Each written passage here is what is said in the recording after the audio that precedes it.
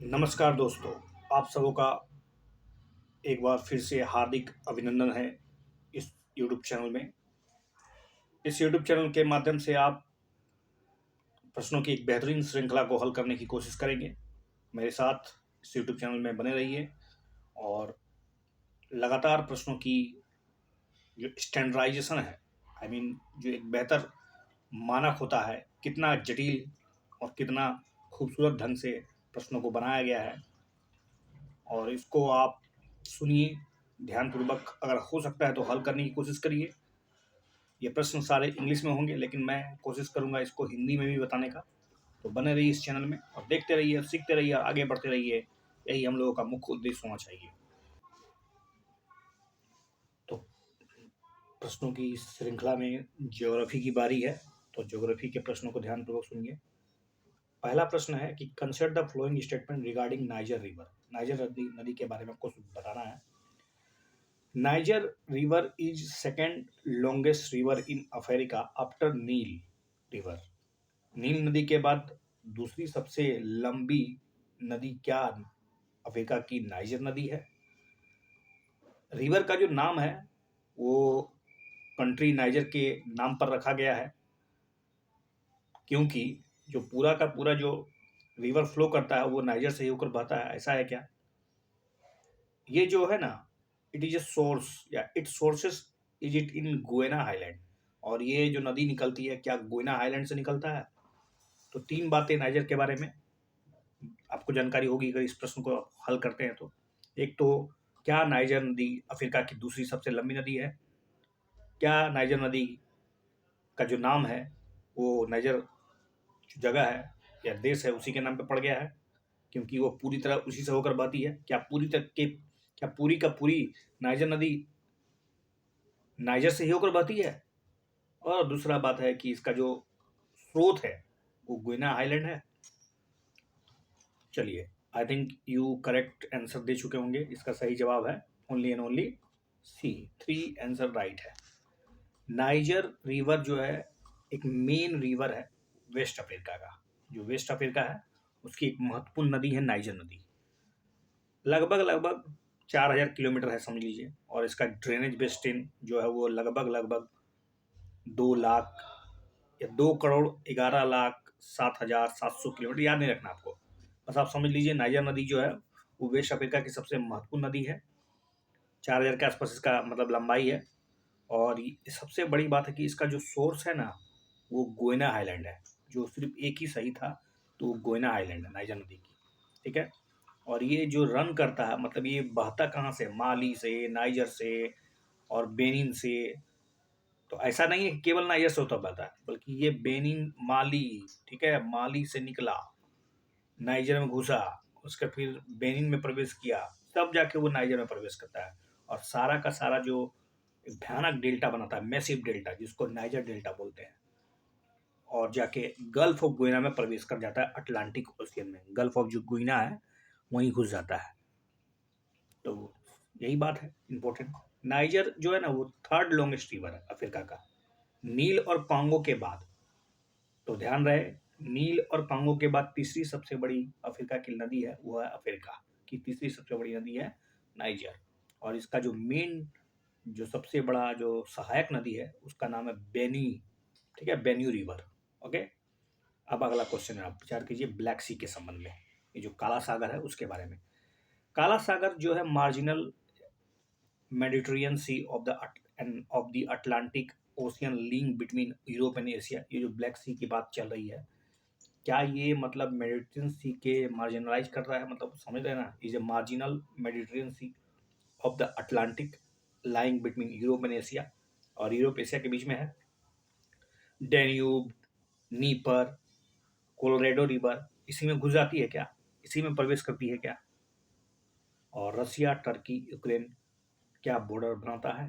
क्योंकि अभी आपको पता होगा रसिया यूक्रेन के बीच में काफ़ी हो हल्ला चल रहा है, और इसी बीच में टर्की में भूकंप आ गया है। तो स्वाभाविक हो सकता है कि black sea is very important part.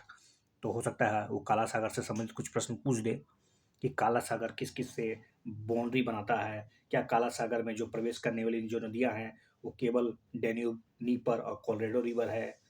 तो करेक्ट स्टेटमेंट बताना है। ब्लैक सी के बारे में आपको जानकारी होनी चाहिए। तो ब्लैक सी के बारे में 1 और 3 सही है। चलिए देखिए, ब्लैक सी एक मार्जिनल मेडिटेरेनियन सी है जो अटलांटिक ओशियन, ठीक है, जो लाइन करता है बिटवीन यूरोप और एशिया के बीच में। यूरोप और एशिया के बीच में ये लाइन करता है, क्योंकि आपको पता होना चाहिए तुर्की का कुछ हिस्सा जो है एशिया और अब यूरोप दोनों में पड़ता है, ठीक है। क्योंकि आपको जानकारी है कि this is the east of Balkan, south east of European plains, west of Caucasus and north of Anatolia. Anatolia जो जिसमें भूकंप आया ना, अनातोलिया का पड़ा टक, उसी में तो भूकंप आया ना, तो उसके ऊपर है भैया कौन सी, Black Sea. It is bounded by, किस किस से घुरा घिरा हुआ है चारों तरफ से, तो बुल्गारिया है, इसके चारों तरफ जॉर्जिया है, रोमानिया है, रसिया है, टर्की है, यूक्रेन है, ठीक है, ध्यान रहे। रसिया, टर्की, यूक्रेन तीनों है, रोमानिया भी है, जॉर्जिया भी है, बुल्गारिया भी है। ब्लैक सी जो है उसको सप्लाई किया जाता है पानी, कहाँ से, उसमें पानी आ गया अचानक चारों तरफ से, वो तो घिरा हुआ है लेकिन उसमें पानी कहाँ से आ गया, आप ये सोच रहे होंगे इतना विशाल मात्रा में पानी। इसका मुख्य कारण है 3 नदियाँ, डैन्यूब, नीपर और डॉन। डैन्यूब, नीपर और डॉन, तीनों डी है, ठीक है, 3D। डैन्यूब, नीपर और डॉन, ये तीनों नदियाँ विशाल मात्रा में ब्लैक सी को भरने का काम करती है। ओके। कोलोराडो रिवर जो है वो मेजर रिवर है, वो south western United state and northern Mexico में है। तो सोचिए कितना इजी प्रश्न था अगर आपको थोड़ी सी जानकारी होती। कोलोराडो रिवर जो है वो यूनाइटेड स्टेट और मैक्सिको के बीच में बहता है। वो सदर्न वेस्टर्न पार्ट, मतलब कोलोराडो रिवर एक तरह से दोनों के बीच में सीमा रेखा बनाता है। तो कहाँ का, यूनाइटेड स्टेट और नॉर्दर्न मैक्सिको के बीच में। तो वो कोलोराडो वहाँ है, आपको यहाँ फंसा रहा है। तो little bit knowledge something that's very important. Okay, चलिए। तो ब्लैक सी के बारे में 3 चीज़ें समझ गए। एक तो ब्लैक सी, काला सागर, वो जो कि एशिया और यूरोप दोनों के बीच में फंसा हुआ है, टर्की, यूक्रेन, ठीक है, रसिया। और 3 डी याद रखिएगा, ठीक है, 3 डी, डॉन, डैन्यूब और नीपर, ये तीनों नदियाँ वास्तव में, ठीक है। चलिए आगे बढ़ते हैं। Consider the following statement. अब हीट डोम, चूंकि हीट डोम भी चर्चा में है, क्योंकि अभी अभी तो आपको गर्मी आने वाला है और हीट डोम तो आपको प्रभावित करेगा ही। तो heat dome occurs when an area of high pressure traps warm air over a region for extended period of time. एक निश्चित समय अवधि में, बहुत लंबे समय अवधि बोल सकते हैं, जब एक बहुत बड़े क्षेत्र को उच्च दबाव के कारण वहाँ का जो वातावरण का जो एयर है उसको पूरी तरह से ढक दिया जाता है, तोप दिया जाता है, एक तरह से कंबल उड़ा दिया जाता है वार्म एयर का। ऐसा है क्या, हिट डोम यही है।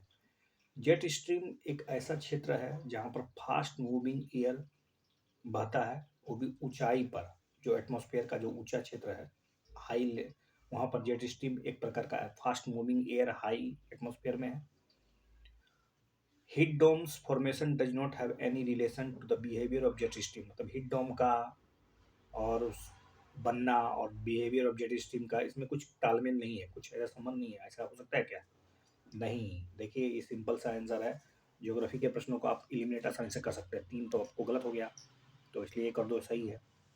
देखिए हीट डोम होता क्या है? Heat dome is nothing but एक हाई प्रेशर जोन है, गर्मी वाला क्षेत्र है, बहुत ही, मतलब हाई प्रेशर जोन के कारण वहाँ का जो वार्म एयर है वो चारों तरफ से ट्रैप्ड हो गया, वहाँ फंस चुका है। जस्ट लाइक ए पॉट, मतलब एक पॉट में जैसे कुकर के अंदर जो हवा होता है ना उच्च दबाव में, और गर्म उसके अंदर होता है, उसी तरह से for an extended period of time the longer that air remains, जितना ज़्यादा समय तक एयर ट्रैप्ड रहेगा, more the sun works to heat the air, उतना ज़्यादा वो सूरज जो है वो एयर को गर्म करेगा, producing warmer condition with every passing day. हर दिन जैसे जैसे बीतेगा वो दिन वो और भी कष्टदायक होता चला जाएगा। Heat domes generally stay for a few days, लेकिन ये कुछ दिन तक ही होता है, लेकिन कभी कभी ये सप्ताह भर, यहाँ तक कि कभी कभी तो 15 दिन तक भी हो सकता है, जो आपको डेडली इफेक्ट पैदा कर देगा हीट डोम। साइंटिस्ट ने सजेस्ट किया है कि ऐसे क्षेत्र जहाँ बहुत ज़्यादा प्रेशर होता है, whether a heat dome or not, forces air to sink and once it reaches to the ground, जैसे हवाएं नीचे ग्राउंड पर पहुंचती है, it gets compressed and becomes even warmer। जो उच्च दबाव के कारण हवाएं जैसे जैसे सिंक करती जाती है, बैठते जाती है, ये और भी खतरनाक हो जाता है। कभी कभी तो एयर जो है सूख जाता है, शुष्क हो जाता है, and further raises the temperature of area, और वहाँ का टेम्परेचर और बढ़ा देती है। Heat domes formation is related to the behaviour of jet stream. जो हीट डोम का जो फॉर्मेशन होता है वो जुड़ा हुआ है जेट स्ट्रीम से। जेट स्ट्रीम क्या है? एक मतलब समझ लीजिए आकाश में एक ऐसी नदी है जो बहुत तेज हवाएं जिसमें बह रही है, एक area of fast moving air in high atmosphere. Jet stream is believed to have an wave-like pattern that keeps moving from north to south, and then north again. North to south.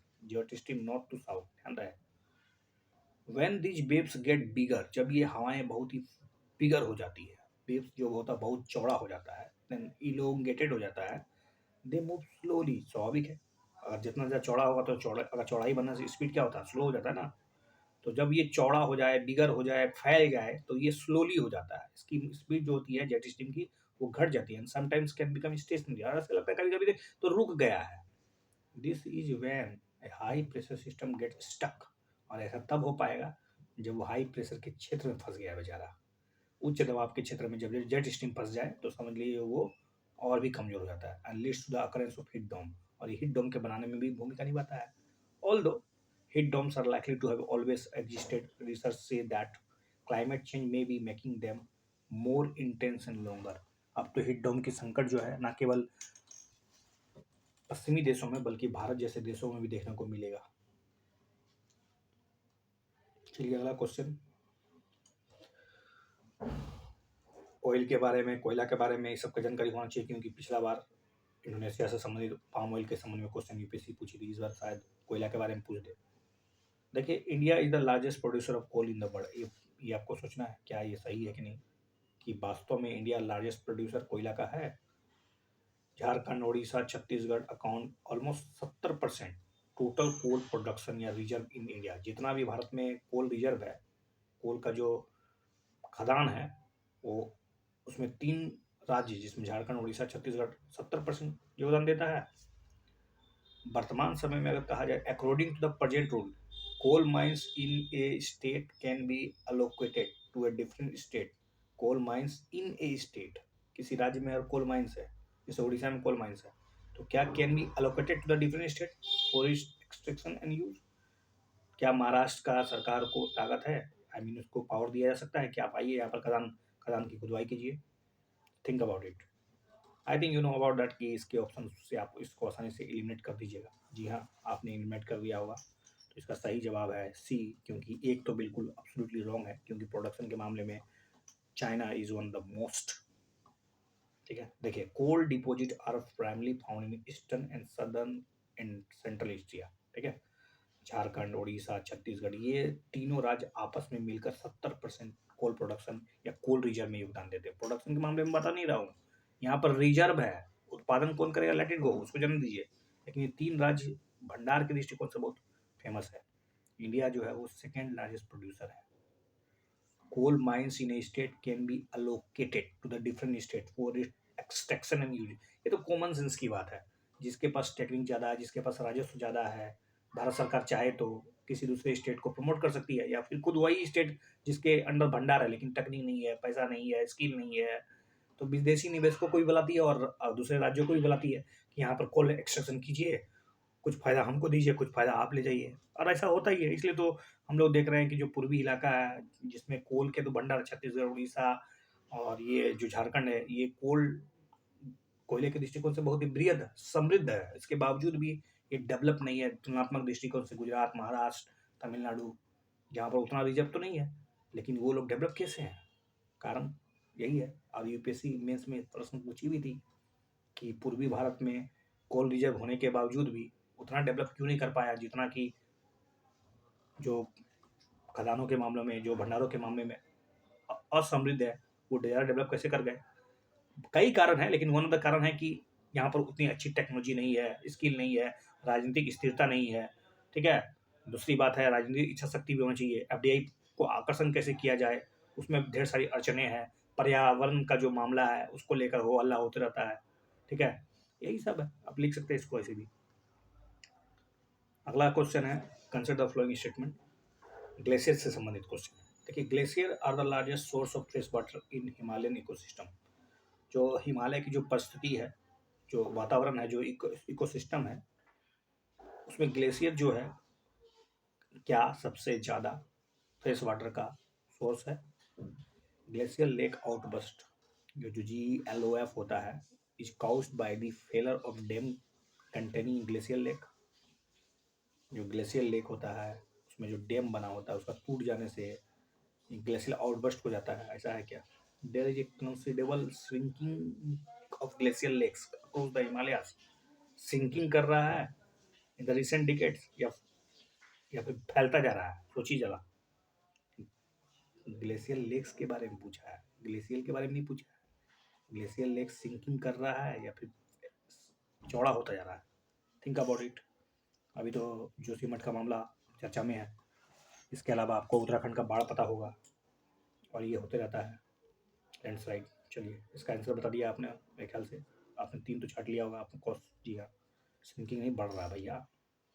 Glacier are the largest source of fresh water outside the polar region. Polar region को अगर छोड़ दिया जाए तो पूरा का पूरा जो फ्रेश वाटर होता है वो पूरी तरह से ग्लेशियर पे ही डिपेंडेंट है। Glacier and snow melt in Himalayan ecosystem are the source of water for several rivers across the subcontinent. पूरे भारतीय महाद्वीप में अगर देखा जाए तो पानी कहाँ से आता है? गंगा कहाँ से बहती है? हिंद, सिंधु, गंगा, ब्रह्मपुत्र, ये सारी नदियाँ ग्लेशियल मेल्ट से ही तो है। are the responsible maintaining the perennial supply of water in the river system like Indus, Ganga, Brahmaputra to the billion and billion of people। जीवनदायी है ये सब, सदाबहार नदियां हैं ये लोग। कैसे? Just because of glacier. Some model predict that, यानी जैसे जैसे टेम्परेचर बढ़ेगा, टेम्परेचर 2 डिग्री सेल्सियस बढ़ जाएगा। देखिए, 2 डिग्री सेल्सियस ऑलरेडी बढ़ चुका है। 1850 से 2070 के बीच में अध्ययन किया जाएगा तो 2 डिग्री सेल्सियस तो पहले अचीव हो चुका है। अब 45% of medium and large glacier जो है वो पूरी तरह से बेचारे गायब हो गए, डिसअपियर हो गए। दुख की स्थिति है। और नियरली जो 70% जो छोटे छोटे ग्लेशियर हैं वो अब पिघलने की ओर है। तो ग्लेशियर सिंकिंग करता जा रहा है, सिंक हो रहा है, छोटा होता जा रहा है। इससे formation of large number of glacier lakes. और ये जब पिघलेगा तो इसका पानी जाएगा वहीं आसपास कहीं फंस जाएगा, और जितना सीमा तक फंसेगा ठीक है, लेकिन एक सीमा जब खत्म हो जाएगी, क्योंकि टेम्परेचर तो बढ़ते ही जा रहा है और ग्लेशियर तो मेल्ट होते जा रहा है, और जो झील है उसकी संख्या भी बढ़ती जा रही है, और झील की सीमा भी एक निश्चित सीमा तक होगी। और जैसे वो बांध को तोड़ेगी, अचानक पानी का एक झोंका, एक धारा इतनी तेज गति से नीचे दौड़ेगा कि जितने भी वहाँ के आदिवासी जनसंख्या है, पेड़ पौधे हैं, वनस्पति है, पारिस्थितिक है, सबको अपने में बहा कर ले चल जाएगी। यही सबसे बड़ा चिंता है। Many of these high altitude lakes are potentially dangerous. बहुत ही खतरनाक है। एक तरह से बांध है, टूटेगा कब बटा पता नहीं। Because of their potential to cause flash flood, the event of breach. A glacial outburst flood is a type of outburst flood caused by the failure of dam containing glacial lake। ठीक है, ये तो आप जान गए। मतलब general सी भाषा है कि ऊपर से कोई ऊंचाई पे बैठा हुआ है एक पत्थर, और पत्थर जो है किसी चीज में फंसा हुआ है, और अचानक हल्का सा झटका आया और पत्थर लुढ़कने लगा, और उसके नीचे आने वाले लोग क्या होंगे उनका सोच लीजिए। उसके नीचे आने वाले विशाल पत्थर है वो, तो विशाल गति से कोई चीज दौड़ता आ रहा है, तो अपने आने वाले सारे चीजों को एक तरह से सुनामी समझ लीजिए उसको। ऐसा कल्पना कीजिए कि कितनी डरावनी होगी वो, कितनी खौफनाक होगी ग्लेशियल आउटबर्स्ट। तो चिंता मत कीजिए, चिंता करने से कुछ नहीं होगा, बल्कि प्रयास कीजिए पर्यावरण के हितों को बढ़ाने के लिए। कोशिश अपने स्तर से कीजिए। पर्यावरण के लिए क्या कर सकते हैं आप? Think about it, that's all. Consider the following statement regarding heat dome. Once again देखिए, हीट डोम के बारे में तो अभी मैंने क्वेश्चन पूछा था। वंस अगेन यही क्वेश्चन रिपीट हो रहा है, इसको साइड लाइन कर दिया जाए।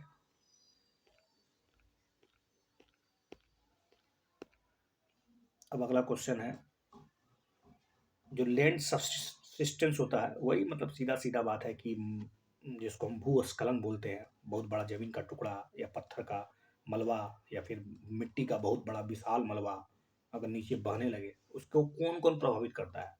Earthquake, soil erosion, obstruction of natural flow of water, soil compaction, hydel power activity, सीधी सी बात है, आप इसको बहुत आसानी से बना लीजिएगा। लेकिन ध्यान रहे, इस तरह के प्रश्नों में कभी भी आंख मूंद के ऑल मत लगा दीजिएगा, क्योंकि इसमें एक ऐसा ऑप्शन होता है जो आपको गलती करा सकता है। देखिए, सॉइल कॉम्पैक्शन दिया हुआ है। सॉइल जब कॉम्पैक्शन होगा तो वो अर्थ के आई मीन जो भूस्खलन उसकी प्रवृत्ति को बढ़ाएगा नहीं बल्कि रोकेगा। ठीक है, तो इसका आंसर आप पता चल गया, 1 होगा, 2 होगा, ठीक है, 3 होगा, 5 होगा। खोज लीजिए 1, 2, 3, 5। और सॉइल कॉम्पैक्शन हुआ कि नहीं आप बताइए। Soil erosion definitely, earthquake definitely, obstruction of natural flow of water. अगर आप जो नेचुरल फ्लो ऑफ वाटर उसको रोकिएगा तो कहीं ना कहीं तो वो उसका विपरीत प्रभाव तो दिखेगा, हाइडल एक्टिविटीज। और ऐसा ऑप्शन तो नहीं दिया, तो इसका 1, 2, 3, 4, 5 सोइल। यहाँ पर सॉइल कम्पेक्शन का हिंदी क्या होता है? सॉइल कम्पेक्शन का हिंदी है कि मतलब सॉइल का जमाव। According to National Oceanic and Atmospheric Administration NOAA कहता क्या है? ये सबसिस्टेंस या subsistence is the sinking of the ground, जमीन का धंसना है, because of the underground material movement, क्योंकि अंदर जो है मटेरियल गतिमान है, और वो चीज़ अगर गतिमान होगा तो उस वहाँ से वो खसक जाएगा और नीचे ज़मीन धंस जाएगी। It can happen for host of region, man made हो सकता है, नेचुरल हो सकता है, as the removal of water हो सकता है, oil, natural resources along with the mining activities, earthquake हो सकता है, सॉइल इरोजन होता है, सॉइल कंपैक्शन, और also some of the well known cause, जमीन धसाव। जो भूस्खलन है वो मैंने भूस्खलन को बता दिया, माफी चाहता हूँ इसके लिए। ये जमीन का धसना है जो भी जोशीमठ में हुआ, उसी को आधार बनाकर ये प्रश्न बनाया गया है। The exact reason behind Joshimath land subsistence, जमीन धसना, इज स्टिल अननोन, अभी तक अज्ञात है, but expert suggest that the incident might have occurred because of unplanned construction, overpopulation, obstruction of natural flow of water, hydel power activities. Not only this, the area is seismic zone में भी है, which makes it prone to the frequent earthquake, और हो सकता है कि earthquake भी भयानक आए। एक्सपर्ट का कहना क्या है कि जो अनप्लान, अनऑथोराइज कंस्ट्रक्शन आपने खुलेआम छूट दे दी है, ये वास्तव में जो नेचुरल फ्लो वाटर था उसको तो आपने रोक दिया। अब वो पानी कहीं ना कहीं घुसेगा, जमीन में धंसेगा, और रिस रिस रिस रिस के जमीन के खोखला करेगा अंदर अंदर। और जमीन जब खोखला हो जाएगी अंदर अंदर तो स्वाभाविक है किसी भी दिन धंस सकती है, और जोशीमठ में वही हुआ। नेक्स्ट क्वेश्चन है, consider the following statement regarding Mahadayi river. अभी महादाई रिवर चर्चा में है। Mahadayi originate from Bhimgad wildlife sanctuary. Kalasa and Banduri are the tributaries of Mahadayi river. क्या कालसा और बंदूरी ये महादाई रिवर की सहायक नदियां हैं? The reverse flow from Karnataka, Goa, Maharashtra. मतलब महादाई रिवर क्या कर्नाटक, गोवा और महाराष्ट्र से होकर गुजरती है? Which are the correct statement? I think you know about the answer. Mahadayi river के बारे में आपको जानकारी, क्योंकि महादाई रिवर चर्चा में था, तो गोवा से कहाँ बहता है आपको पता होना चाहिए। D is the right answer. Mahadayi originate होता है भीमगढ़ वाइल्ड लाइफ सेंचुरी से, और ये कर्नाटक डिस्ट्रिक्ट में पड़ता है। ठीक है, बेलागावी जो कर्नाटक है, चूंकि बेलागावी जो हो हल्ला चल रहा है, बेलगांव किसका होगा, कर्नाटक का होगा कि महाराष्ट्र का होगा, तो उसमें एक नदी है जिसका नाम है महादाई रिवर। वहाँ पर एक भीमगढ़ वाइल्ड लाइफ सेंचुरी है, वहीं से निकलती है ये Mahadayi river and flows into the Arabian sea in the Goa. और सबसे बड़ी बात ये ध्यान रखिएगा, महादाई जो है वो पश्चिम नदी है, पश्चिम की ओर डूबती है। ये 3 राज्यों से होकर गुजरती है, कर्नाटक, गोवा और महाराष्ट्र। ठीक है, कर्नाटक, गोवा और महाराष्ट्र से पास करती है। कालसा और बंदूरी जो इसकी 2 महत्वपूर्ण ट्रिब्यूटरीज है, महादाई रिवर की 2 महत्वपूर्ण ट्रिब्यूटरीज, एक कालसा, दूसरा बंडोरी, और ये अरब सागर में प्रवेश करती है। ठीक है, पश्चिम की ओर बहने वाली नदी में आपको तो पता होगा तापी, नर्मदा, पेरियार, ये सब जो नदियां हैं वो पश्चिम की तरफ, उसमें तो एक और आपको याद हो गया, महादाई रिवर। चलिए नेक्स्ट क्वेश्चन है, consider the following statement regarding cold waves. अभी दक्षिण भारत में नहीं, उत्तर भारत में जो कोल्ड वेव्स कठोर थे उसके के बारे में, ये कोल्ड वेव्स के बारे में जानकारी है। IMD records a cold wave when a minimum temperature in the plains is 4 degree Celsius और लेस। अगर समतल भूमि में या उत्तर भारत का जो मैदान है उसमें अगर टेम्परेचर जो जनरल टेम्परेचर है उससे भी अगर 4 डिग्री सेल्सियस नीचे चला जाए तो उसको कोल्ड वेव घोषित कर दिया जाएगा। One of the major factor of contributing the colder wave या कोल्डर कहिए normal temperature over north India is the large scale fog cover. क्या फॉग का इसका महत्वपूर्ण भूमिका है। ये जो कोल्ड वेव है वो कोल्ड वेव इसलिए आता है क्योंकि फॉग के कारण और बढ़ जाता है। Westerly and north westerly winds in the afternoon, दोपहर के बाद जो वेस्टर्ली और नॉर्थ वेस्टर्ली हवाएं बढ़ती है ये भी कहीं ना कहीं टेम्परेचर को और ठंडा कर देती है और कोल्ड वेव जैसा फीलिंग देती है। वेस्टर्ली और north westerly, is it right और रॉन्ग? चलिए बताइए, ऑप्शन सी रहे। आई think you know that is the answer is D, yes. IMD का कहना क्या है कि कोल्ड वेव का सीधा मतलब होता है, क्योंकि अलग अलग क्षेत्रों में इसका कोल्ड वेव का परिभाषा अलग बदल जाता है, क्योंकि समतल मैदान में अलग होता है, तटीय इलाकों में अलग होता है और पर्वतीय इलाकों में अलग होता है। तो जनरली आप जान लीजिए कि अगर प्लेन में 4 डिग्री सेल्सियस जो नॉर्मल टेम्परेचर से है, और जैसे नॉर्मल टेम्परेचर प्लेन का अगर मानते हैं जाड़े के दिनों में सपोज आप मान लें 10 डिग्री है और 10 डिग्री से और कम करें 6 डिग्री में आ गया तो उसको कोल्ड वेव कह देंगे। ठीक है, when the minimum temperature in the plains is 4 degree Celsius और लेस, जब वो 4 डिग्री सेल्सियस उससे नीचे आ जाए तब उसको बोलेंगे कोल्ड वेव। और ये जब 10 degree less than 10 degree to and 4 मतलब 6.4 डिग्री हो जाए तो नॉर्मल, चूँकि नॉर्मल तो हम जैसे आपको कल्पना करके बताएं कि नॉर्मल जो टेम्परेचर कितना होता है आपको पता है 10 डिग्री, और वो 4.5 डिग्री आ जाए 6 डिग्री आ जाए तब समझ लीजिए ये कोल्ड वेव का घटना है। One of the major factor contributing to the colder than the normal temperature over the north India is, एक तो लार्ज स्केल में फॉग बनना। फॉग का जब कवर रहेगा ना तो वो क्या होगा ना, वो कोल्ड वेव को एक तरह से सहायक देता है। जबकि देखा जाए तो वेस्टर्ली और नॉर्थ वेस्टर्ली विंड्स जो कि लगभग लगभग 5 से 10 किलोमीटर की स्पीड में दोपहरिया को चलता है, दोपहर के समय, उसका भी योगदान है टेम्परेचर को डीप करने में। An important factor is fog which has been lasting for longer duration preventing sunlight from the reaching the surface and affecting the radiation balance। क्योंकि फॉग क्या करता है, वो सूरज के प्रकाश को घुसने ही नहीं देगा। सूरज के प्रकाश को जब घुसने नहीं देगा, प्रवेश नहीं देगा तो वहाँ की जो आसपास का जो नीचे का वातावरण है वायुमंडल का और धरती का टेम्परेचर जो है रेडिएशन इफेक्ट तो करेगा नहीं, और वो ओवरऑल आप समझ सकते हैं कि कितना दिक्कत हो सकता है। फॉगी कहिए या cloudy nights are usually associated with warmer nights. आपको लगता होगा ही कि बादल वाली रातें और जो कोहरे वाली रातें होती है वो काफ़ी गर्म होती है। But if the fog remains for 2 और 3 डे, लेकिन अगर यही फॉग 2-3 दिन तक रह जाए तो उसका उल्टा इफेक्ट होने लगता है। Cooling begins at even at night, रात में भी ठंडा लगने लगेगा।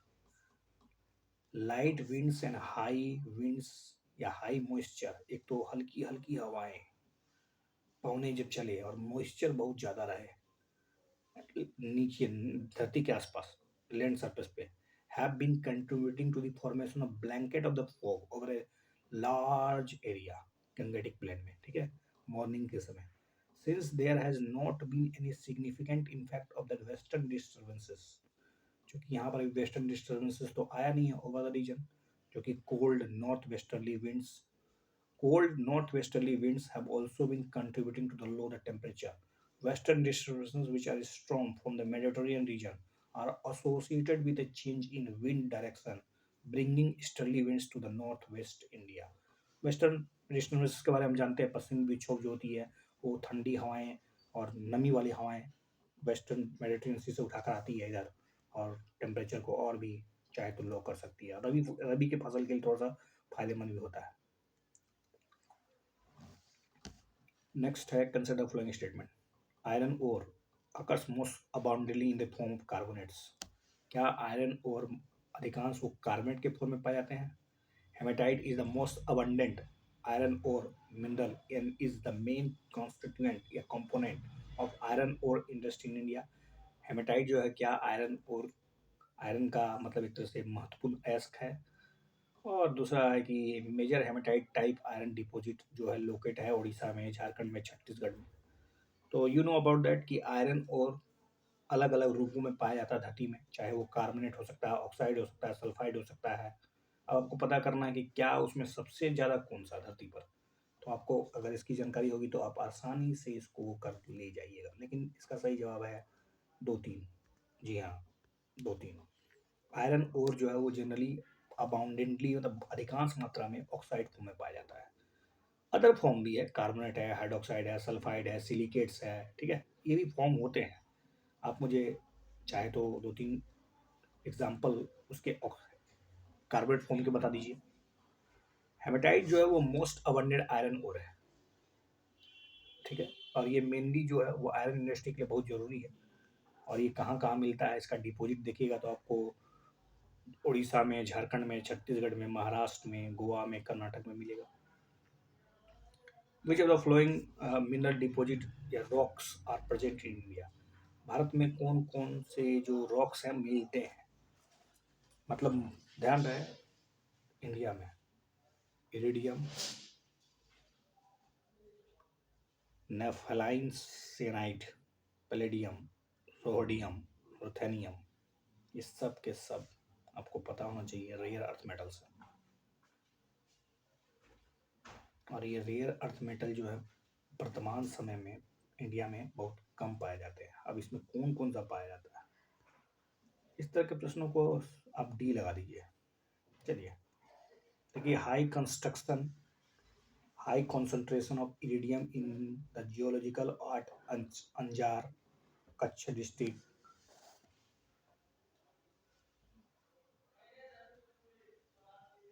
डायनासोर खोजा खजा गया, देखिए उतना दिमाग नहीं लगाना, आपको सीधी से जान लीजिए जितने भी जो खास करके जो रेयर अर्थ मेटल्स होते हैं उसकी मात्रा भारत में कम है लेकिन है।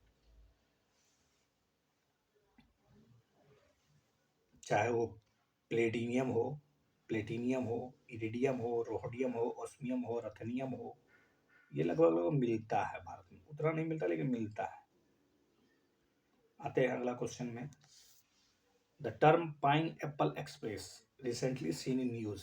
ये पाइन एप्पल एक्सप्रेस के बारे में क्या कहना चाहिएगा, क्या है ये पाइनएप्पल एक्सप्रेस? हिस्टोरिकल न्यूज़पेपर या फार्मिंग टेक्निक? इससे फार्मिंग का, इससे एटमॉस्फेरिक फिनोमेनन है। पाइनएप्पल एक्स जो है ना वो एटमॉस्फेरिक फिनोमेनन है, मतलब एक तरह से वायुमंडलीय घटना है। क्या है वायु, देखिए मतलब भविष्य फोरकास्टर्स जो मौसम विज्ञानी है, rain arriving in California is caused by the true pineapple express. ये जो पाइनएप्पल एक्सप्रेस है specific example of common atmospheric phenomenon that resembled A conveyor belt और मॉइस्चर। मॉइस्चर मतलब समझते हैं नमी की जो एक निश्चित कन्वेयर बेल्ट से बह रही है, उसको पाइनएप्पल एक्सप्रेस कह दिया गया है। कैलिफोर्निया में क्या हो रहा है अभी, कुछ मतलब कुछ समय पहले, जनवरी या दिसंबर के महीने में, कैलिफोर्निया उसके आसपास के जो क्षेत्र हैं वेस्ट कोस्ट में have been hit with a series, जिसे मेट्रोलॉजिस्ट लोग ने एटमॉस्फेरिक रिवर्स कह दिया है। Long narrow region in the atmosphere that transport most of the water vapour outside the tropic. और ये जो एटमॉस ये नैरो रीजन है in the atmosphere that transport most of the water vapour outside the tropic, ये tropic से दूर ले जा रहे हैं, जितने वाटर वेपर है सबको ट्रॉपिक से दूर लेके जा रहे हैं। इसका नाम रख देगा pineapple experience. This rivers in the sky occurs often on the west coast, ठीक है, वेस्ट कोस्ट में दिखता है, but can happen in the other location also including the eastern United States where they often channel moisture from Caribbean and they carry a lot of moisture, enough water vapor to equal or sometimes exceed the average flow of Mississippi river। मतलब एक नदी की एक तरह से इतना vapour उठा के लेके जा रहा है विषुवत रेखा से, ठीक है, लग रहा है कि मिसिसिपी नदी के बराबर उसमें पानी है। Average flow of Mississippi River at the point where it flows into the Gulf of Mexico, और गल्फ ऑफ मैक्सिको में घुसता है ये। When the moisture begin to interact with land, जैसे ये जमीन से टकराता है, जो मॉइस्चर है जैसे ज़मीन से इंटरेक्ट करता है, it can fall as rain और स्नो। स्वाभाविक है, जैसे आप वेस्टर्न घाट के बारे में पढ़े होंगे, तो वेस्टर्न घाट में जैसे ऊंचाई मिलती है, वो चढ़ता जाता है, और फिर वो हड़बड़ा के बारिश जो होता है ना, उसी तरह से often as is the case lately in the California में यही हुआ। The precipitation is abounded because these atmospheric rivers provide a continuous flow of moisture। लगातार इसको मतलब एक तरह से वाष्पन मिलता चला गया, मॉइस्चर मिलता चला गया। Although atmospheric reverse come in different shapes, अलग अलग साइज का हो सकता है, लेकिन एक ट्रू पाइन एप्पल एक्सप्रेस इसको कहा गया है लोकेशन के कारण। टेल इंड पिछला, इसका जो पिछला सिरा होता है, where the moisture is pulled into the atmosphere, जहाँ से घुसता है, खींचता है, and most must start near Hawaii. Then the river must stretch continuously through the atmosphere to the US west coast, और यूएस के वेस्ट कोस्ट तक जाता है। Consider the following statement regarding the drought management in India. ये जो सूखा प्रबंधन होता है उसके संबंध में क्या जानते हैं आप? सूखा जो जनरली जो है एक मतलब एक ऐसी स्थिति है, डेफिशिएंसी है वर्षा का, रेन का, प्रिसिपिटेशन का, over N extended period usually और सीजन और मोर। एक निश्चित समय अवधि का एक निश्चित पीरियड में जब बहुत ज़्यादा भारी मात्रा में वर्षा की कमी हो जाए तो उसको ड्राउट घोषित कर दिया जाता है। Drought does not fall within the definition of disaster in the disaster management act 2005। आपको पता होना चाहिए, डिजास्टर मैनेजमेंट एक्ट 2005 में बनाया गया था, ऐसे उसको लागू 2006 में किया गया था, ठीक है। लेकिन तो क्या आपको जानकारी होना चाहिए कि क्या सूखा डिजास्टर मैनेजमेंट के तहत उसके उसके कैटेगरी में आता है कि नहीं? State government is the final authority when it comes to declaring a region as a drought affected. कोई भी क्षेत्र सूखा घोषित हो, कोई भी राज्य या कोई भी स्थान को अगर सूखा घोषित करना हो, तो इसका जो फाइनल अथॉरिटी है, क्या वो राज्य सरकार होती है या केंद्र सरकार होती है, या दोनों होती है? यही कंफ्यूजन है आपके साथ। तो चलिए, I think you know about the answer. सूखा को क्या डिजास्टर मैनेजमेंट एक्ट के तहत नहीं ट्रीट किया जाता है? You know about that, C is the right answer. दो तो इजी ऐसे लिमिट कर दिएगा आप। Drought is generally considered as a deficiency और इन रेनफॉल या प्रिसिपिटेशन। वर्षा की एक निश्चित मात्रा कम हो जाए एक निश्चित समय अवधि में, यूजली ए सीजन और ए मोर, एक ऋतु के समय में, resulting in the water shortage causing adverse impact of vegetation, animals, people, सबको प्रभावित करता है। पानी कितनी महत्वपूर्ण चीज़ है इसको किसको बताना चाहिए? किसी को नहीं। There is no single legally accepted definition of drought in India. हालांकि भारत में इसका कोई एक निश्चित परिभाषा नहीं है, ऐसा नहीं है कि आईएमडी ने इसके लिए कोई परिभाषित परिभाषा दिया है। इसलिए कभी कभी यूपीएससी कंफ्यूज कर सकता है आपको कि there is exact definition given by IMD, Indian meteorological department के द्वारा परिभाषा है ये। No no, there is no legal or no single definition that is accepted of drought in India. In India, ध्यान रहे, इन इंडिया में some states resort to their one definition. अलग अलग राज्यों की अपनी अपनी परिभाषा होती है, उसके कुछ राजनीतिक मानदंड भी होते हैं। State government is the final authority when it comes to declaring a region as a drought affected। कोई क्षेत्र सूखा घोषित किया जाए तो उसके लिए राज्य सरकार के पास ही पावर होता है। Supreme court of India in its verdict in the matter of Swaraj Abhiyan versus union of India, उन्होंने कहा कि drought would certainly fall with in the definition of disaster, definition defined the disaster defined under the section supposed to the disaster management act 2005। Supreme court का एक case है, एक judgement दिया गया था Swaraj Abhiyan versus union of India के तहत कि ड्राउट को 2005 का जो डिजास्टर मैनेजमेंट एक्ट है, आपदा प्रबंधन अधिनियम 2005 में शामिल किया जाए। ओके दोस्तों, तो इस तरह से मैंने आपको ज्योग्राफी के महत्वपूर्ण प्रश्नों का बेहतर एक्सप्लेनेशन करने की कोशिश की है। चलिए अब आगे बढ़ते हैं। गवर्नमेंट स्कीम और प्रोग्राम्स से संबंधित क्वेश्चन, ये भी आपके 8-9 प्रश्न इससे जुड़े रहेंगे। तो अभी बहुत चर्चा में था वाइब्रेंट विलेज प्रोग्राम, स्कीम क्या है ये vibrant village programme? BVP scheme aims to क्या करना चाहता है ये? क्या वो sustainable placement for the rural poor youth को, मतलब एक तरह से यूथ पे फोकस है, या फिर वाटर शेड मैनेजमेंट पे काम करेगा, या रूरल डेवलपमेंट करेगा, या फिर इंफ्रास्ट्रक्चर बनाएगा विलेज नॉर्दर्न बॉर्डर में। वाइब्रेंट विलेज, वाइब्रेंट नाम से स्पष्ट होगा। वाइब्रेंट कौन चीज़ होता है? जो बहुत किनारे में बैठा हो, स्वाभाविक है। जो बॉर्डर साइड में है तो इसका आंसर आपको दी होगा डेफिनेटली। वाइब्रेंट नाम है, वाइब्रेंट, वो कपकपा रहा है। स्वाभाविक है, सीमा वाले इलाके कपकपाते रहते हैं, कभी भी बगावत कर सकते हैं, इसलिए इसका नाम पड़ा है वाइब्रेंट विलेज प्रोग्राम। अनाउंस किया गया था यूनियन बजट 2022-23 में। ठीक है, तो वाइब्रेंट विलेज प्रोग्राम का एम क्या है? इन्हेंसिंग करना है किस चीज़ को? इंफ्रास्ट्रक्चर को, संरचनात्मक ढांचा बनाना है, रोड, सड़क, पुल, ब्रिज, यही सब बनाना है। किसके तरफ?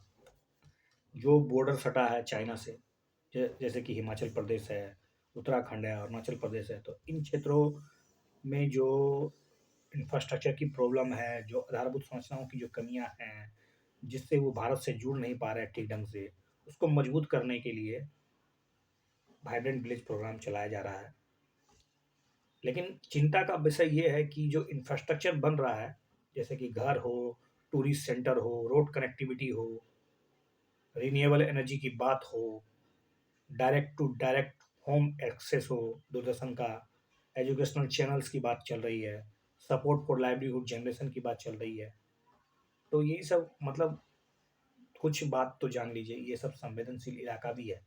और दूसरा बात है, आप यहाँ टूरिस्ट डेवलप कीजिएगा, टूरिस्ट एरिया बनाइएगा, तो कहीं ना कहीं ये जो संवेदनशील इलाके हैं, खास करके अपनी संस्कृति को लेकर, पर्यावरण के प्रति जो सुवेदता है उसको ध्यान में रखते हुए सरकार को आगे बढ़ना चाहिए, और कोशिश करनी चाहिए कि उसको भारत के साथ जोड़ा जा सके, मजबूत बनाया जा सके। और डायरेक्ट टू होम एक्सेस के लिए दूरदर्शन और भी जो एजुकेशन चैनल है उसके लिए बहुत ही बेहतरीन प्रयास किया जा रहा है, ताकि उनको अधिक से अधिक आजीविका के लिए सहायता की जा सके, यही है।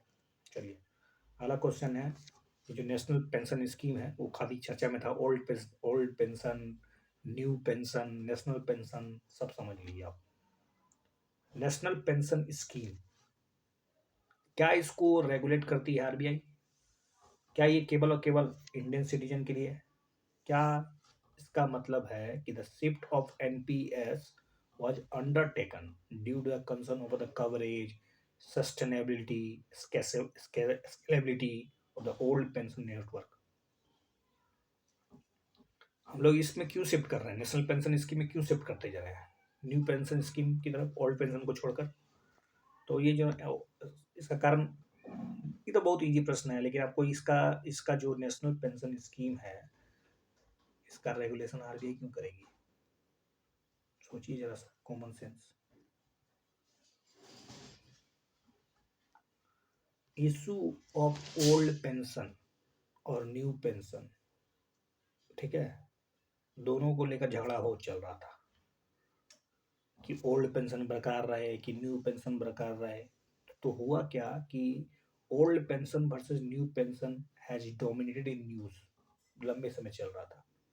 तो स्टेट गवर्नमेंट का तर्क है कि वो अपना ही पेंशन चलाएंगे, वो ओल्ड पेंशन स्कीम के तहत ही काम करेंगे, वो न्यू पेंशन स्कीम को अडॉप्ट नहीं करने वाले हैं।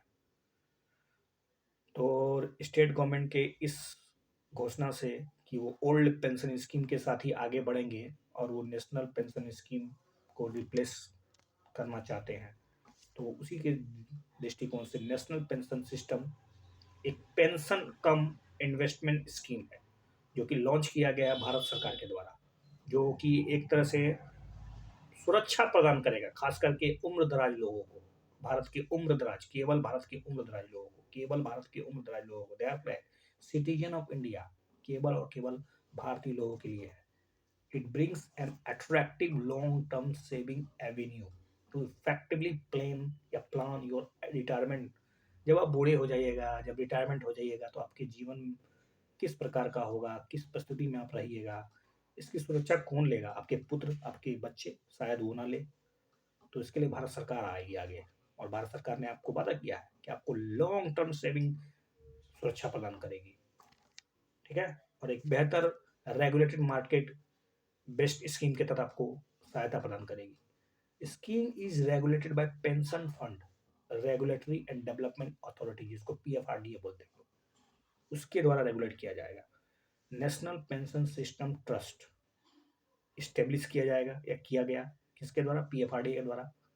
तो national pension system trust that is established by PFRDA is registered owner of all asset under NPS। कोई भी व्यक्ति जो भारत का नागरिक हो, बहुत रेजिडेंट हो या एनआरआई हो, बस उसको भारत का नागरिक होना जरूरी है, जिसकी उम्र 18 से 70 वर्ष के बीच में होना चाहिए।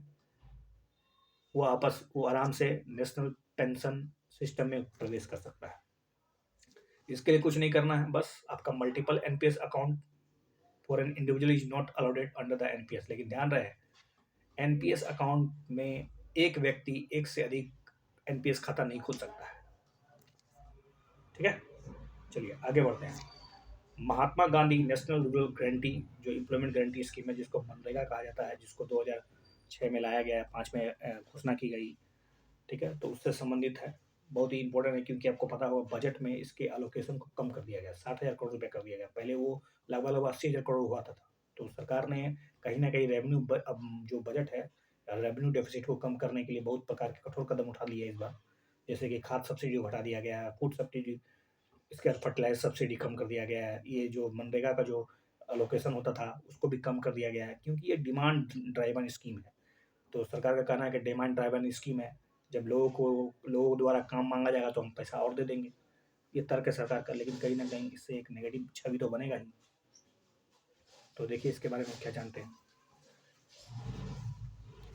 The scheme guarantee right to work, काम की मतलब एक तरह से ताकत प्रदान करता है, आपको अधिकार देता है राइट टू वर्क का।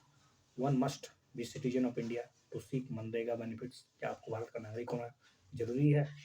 अगर कोई विदेशी व्यक्ति भारत में आकर रह रहा है तो क्या उसको मनरेगा के तहत काम नहीं मिलेगा? Gram Sabha is the principal forum for wage seekers to raise their voices and make demands. Gram Sabha मतलब एक प्रिंसिपल फोरम होगी जहाँ पर आप अपने काम के लिए जा सकते हैं, पैसे के लिए मांग सकते हैं, अपने डिमांड, अपने अधिकार की बात कर सकते हैं। At the time of application the job seeker must have completed 21 years of age. क्या 21 साल होना जरूरी है? I think you know about that. 21 साल होना बहुत मतलब मुश्किल हो जाएगा, तब तो लोगों को बेरोजगार रहना पड़ जाएगा।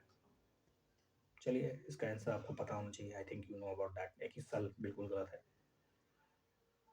1 2 3 सही है। ठीक है, तो सबसे पहली बात, ये राइट टू वर्क की बात करता है, एक सोशल गारंटी स्कीम है, बहुत ही भारत सरकार के द्वारा चलाया गया दुनिया का सबसे बड़ा स्कीम है ये, जो इतने लोगों को काम देता है, इतने लोगों को ताकत प्रदान करता है, आजीविका का बहुत ही बेहतर स्रोत है, खास करके जो अनस्किल्ड लोग हैं, और खास करके ये ग्रामीण क्षेत्रों के लिए, केवल ग्रामीण भारत को प्रबुद्ध भारत बनाने के लिए, मजबूत भारत बनाने के लिए, आत्मनिर्भर भारत बनाने के लिए एक तरह से सरकार के द्वारा बहुत ही कठोर नहीं, बहुत ही अच्छा कदम उठाया गया था 2005 के समय। सबसे इम्पोर्टेंट बात है कि ये सोशल मेजर और लेबर लॉ इसमें कंक्लूडेड किया गया है। Local government will have to legally provided, कम से कम 100 दिन का काम आपको मिलेगा। Wage employment in rural India, ध्यान है रूरल इंडिया में, to enhance their quality of life, ताकि आपकी जीवन थोड़ा बेहतर हो पाए। Proactively ensuring social inclusion by strengthening the livelihood base of the rural poor. Creation of durable asset in the rural area, जैसे कि कुआं बनेगा, तालाब बनेगा, रोड बनेगा, कैनल बनेगा, ब्रिज लगेगा, यही सब काम करना है मनरेगा में। Must be citizen of India, लेकिन इसके लिए आपको शर्त है कि आपको भारत का नागरिक होना पड़ेगा। किसी को भी काम मिले इसके लिए आपको भारत का नागरिक होना जरूरी है। और जॉब सीकर कम से कम 18 साल या उससे अधिक हो तब आपको मिलेगा, क्योंकि जब आप अपना कार्ड बनाने जाइएगा तो जो मनरेगा का कार्ड है वो 18 साल और उससे अधिक उम्र की मांग करता है। Applicant must be A part of local house hold, और जो एप्लीकेंट है वो उसको लोकल हाउस होल्ड में ही, मतलब वहाँ का लोकल ग्राम पंचायत उसको मतलब सत्यापित करे कि ये यहाँ का ही है। Applicant must be the volunteer, मतलब स्वैच्छिक काम करने के लिए, अनस्किल्ड लेबर करने के लिए रेडी हो। और ministry of rural development MRD, government of India is the monitoring and entire implementation of this scheme in the association with state government, मतलब भारत सरकार और केंद्र सरकार, आई मीन सॉरी, केंद्र सरकार और राज्य सरकार आपस में मिलकर ये काम करती है, क्योंकि सोशियो इकोनॉमिक कास्ट सेंसस जो डेटा होता है उसके मदद से बस तब किसी को भी काम मिलेगा। इसके लिए कोई मतलब डेटा फेटा लाने में कोई व्यक्ति काम कर सकता है। Right to get unemployment allowances, में बेरोजगारी भत्ता ही मिलता है in the case of employment is not provided within the 15 days। 15 दिन के अंदर काम नहीं मिला, अगर मैं काम मांगने जा रहा हूँ मनरेगा के तहत और मुझे 15 दिन के बाद तक काम ना मिले तो मुझे बेरोजगारी भत्ता लेने का अधिकार है। ठीक है, और इसके लिए मैं अपना हक की बात कर सकता हूँ क्योंकि ये लीगल राइट है। Social audit of MNREGA works is mandatory which leads to the accountability and transparency. और सोशल ऑडिट होना बहुत जरूरी है, सामाजिक अंकेक्षण जिसको बोलते हैं, ताकि इससे एक जवाबदेही, एक ट्रांसपेरेंसी मेंटेन रहे। Gram Sabha is the principal forum for wage seeker to raise their voice and make demands. इसमें ग्राम सभा की भूमिका अहम हो जाती है, क्योंकि जो काम ढूंढता है